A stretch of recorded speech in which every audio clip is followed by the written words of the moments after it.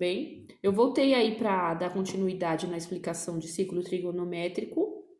Vou fazer mais um vídeo de um conceito bem facinho, mas que é essencial, que é a parte de seno e cosseno dentro do ciclo trigonométrico. Tem a tangente também, que é muito importante, mas para não ficar muito conceito jogado de uma vez, eu vou fazer passo a passo com vocês. Eu quero agradecer a devolutiva do primeiro vídeo, né? Eu postei mais por brincadeira, porque meus alunos, né, estavam com algumas dúvidas, e aí eu tô fazendo vídeos curtinhos para tirar essas dúvidas, e aí eu já aproveitei para publicar, porque eles mesmos ficavam, Pro, faz um canal no YouTube para ajudar a gente e etc. E aí eu resolvi publicar o vídeo. E o pessoal deu uma devolutiva legal, então de verdade, obrigado, gente. Mas vamos para o que é importante.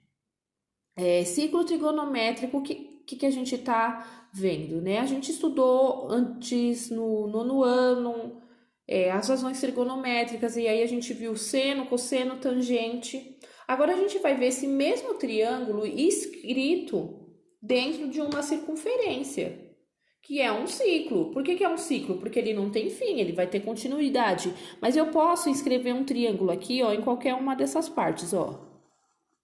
E aí eu vou ter uma abertura angular, uma abertura que a gente normalmente chama de alfa. Daqui tá a minha abertura angular. E eu vou ter mais duas coisas importantes, entre outras, né? Mas o que a gente vai destacar aqui na aula é o quê? O que eu vou ter de importante? Eu vou ter o valor de cosseno e de seno. Tem uma coisinha bem bobinha, mas o aluno acaba guardando com essas coisinhas. Quando eu estou com sono, eu estou deitado, então é em relação ao eixo X. Quando eu estou sem sono, eu estou em pé, então eu vou ter o valor de Y.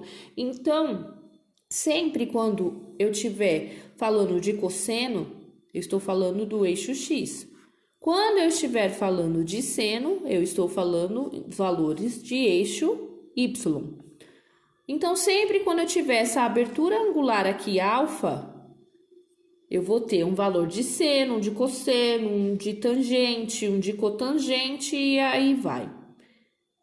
O que vai ser isso? Ó, eu tenho sempre um triângulo retângulo aqui escrito se ele tiver uma abertura. Se não tiver uma abertura, eu tô com 0 graus.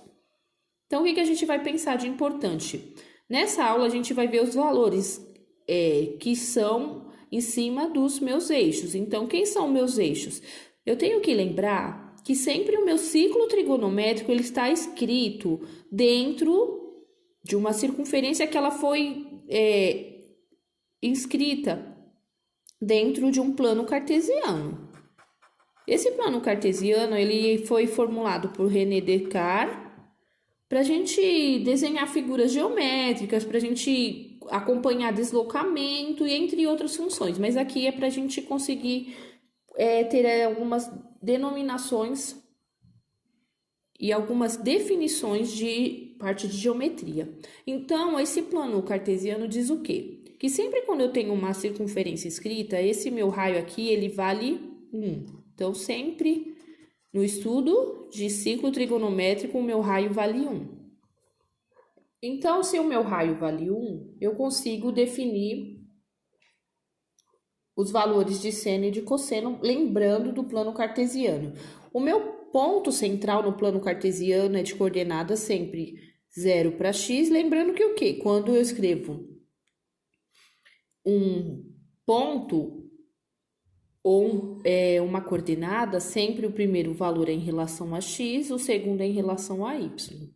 Então, o que a gente tem?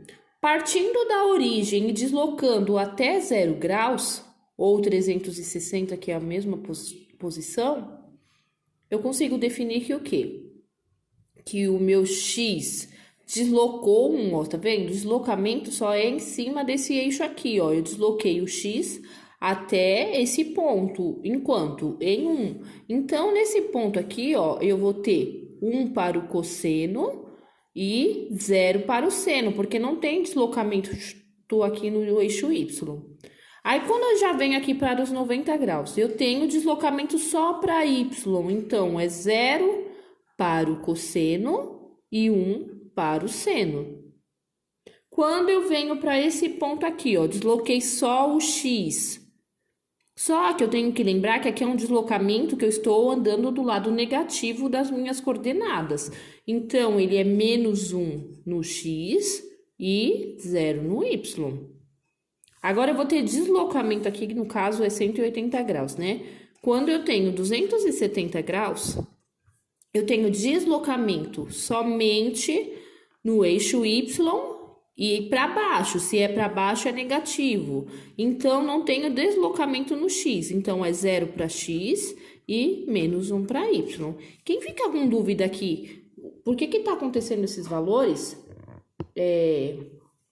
Vocês têm que dar uma estudadinha aí no plano cartesiano, tá bom? Mas é isso, tá? Então, de principal é isso. Lembrar que o quê? Então, quando eu tenho 0 graus ou 360 graus, o meu cosseno é 1, o meu seno é 0.